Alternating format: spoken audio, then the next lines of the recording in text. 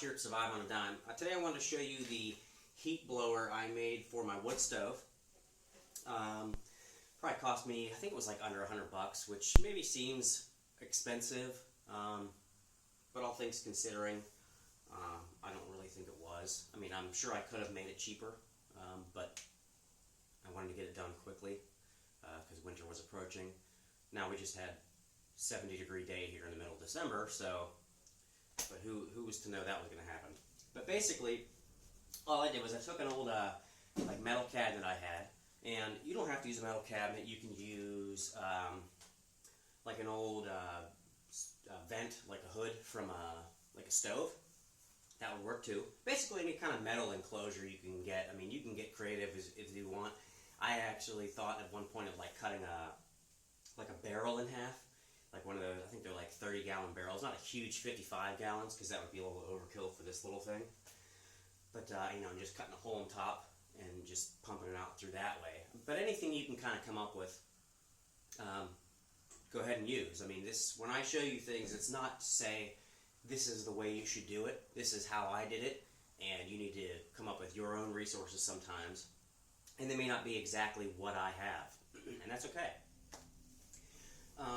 The other thing I did was I drilled a bunch of little holes here and put some of those little eyelet things, just so I could hang it from the joist in my ceiling in the basement from the rafters. I think this chain was like ridiculously expensive because I just went to the local hardware store down the road, and they're not the cheapest, but I was in the middle of it and I wanted to just get it finished. So that's what I did. This little pump here, it says it's 240 CFM, or I should say fan. I got this off of Amazon. I want to say it was about $25, give or take. It actually had the plug already wired into it and everything, so it's really easy to do. I believe this is a 6-inch pipe, and I got this little, it's like a stick-on adapter here. I'll get a closer shot of it. You just stick it down, like it's got a little peel thing, and you just stick it down in the hole you create on top of here. And I just put the fan in right there, and then got more of this. This is only a couple bucks to it, like Lowe's or something. It is exactly what it's for. It's for transferring like furnace heat and stuff like that. So it's way longer than it needed to be, but that's just the size it had, and I didn't want to cut it down. So I just stuck it up on here, put a worm clamp on it, and I run an extension cord all the way up here over to a plug, so I can just plug it in as I want to. And then I took it all this hose all the way up here, or this vent, and then I tapped into my existing furnace vent, because we haven't had a furnace for over a year, because when we moved in shortly after, we didn't flood our basement flooded, and I think that's what fried our furnace. So we haven't had a furnace for over a year, and we've done okay without it, actually. I'm going to get a furnace when I can afford it. But between the wood stove, and we had some space heaters, and the fact that our house is really small, it actually worked out fine. I mean, I had a kerosene heater for when the days were super cold, but you know, it did the job. So this year I wanted to actually supplement the heat in the basement from the wood stove, because before that the wood stove would heat the basement really nice, but it didn't have a very good job of going upstairs. So I wanted to make that possible so we can at least supplement the heat, because I have this vent actually going into the living room, which is where you're at most of the day.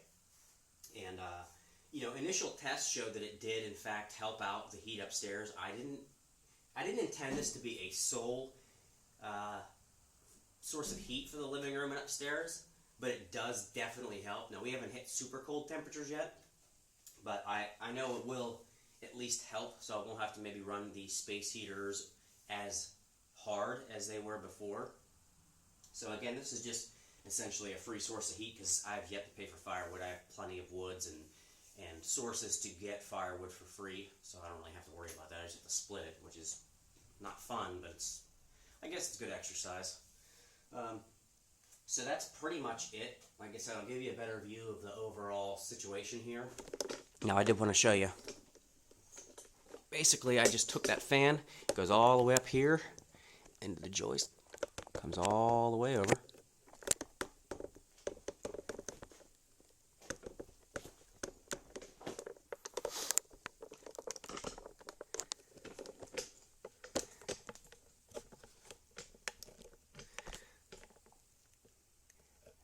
And then all I did was I cut a hole in the existing furnace and tapped it in right there. Again, that's that little piece. It's like sticky on the edge there.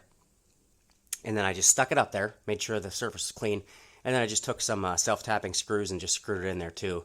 And just used that aluminum taping to seal off any more holes. And I actually took a piece of metal. I don't know if you can see it here.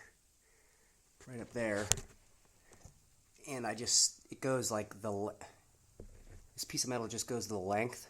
And it just blocks off the heat from going back down to like where the furnace would go, because that's kind of a waste.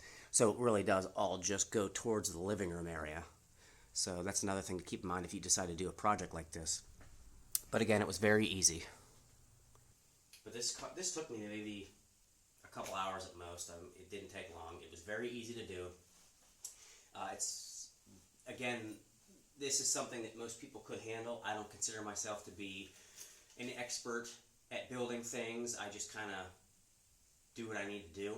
So, if you have any other questions, let me know. If you want, if you have any actually ideas, maybe that you do for your wood stove to help circulate heat or something in your house, let me know. I would like to learn some stuff too, because I don't claim to know it all.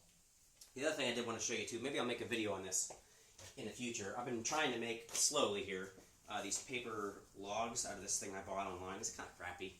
I might make a better version in the future. But what I do is, like, when I'm down here, I put these on here when they're wet, and this actually helps dry them out really quickly. Now this is dry, but I have actually did some extensive testing when I hung this and have this at a perfect level to where even when this fire is blaring, I can still put my hand on it. It's not like hot to the touch. So when you do this, make sure that you're not going to set this thing too low, because one, you're going to burn out this fan if it gets too much heat, and it's just a fire hazard at that point. So make sure that, even at the hottest temperatures, when you have your wood stove going, that it's not too hot up here. I would say a good rule of thumb is that you can keep your hand on it. And like I said, I can do that even when I have the hottest fire going, and which is nice for drying these out. And then when I go upstairs or I'm not down here anymore, I just take these off and, I'll finish it another day.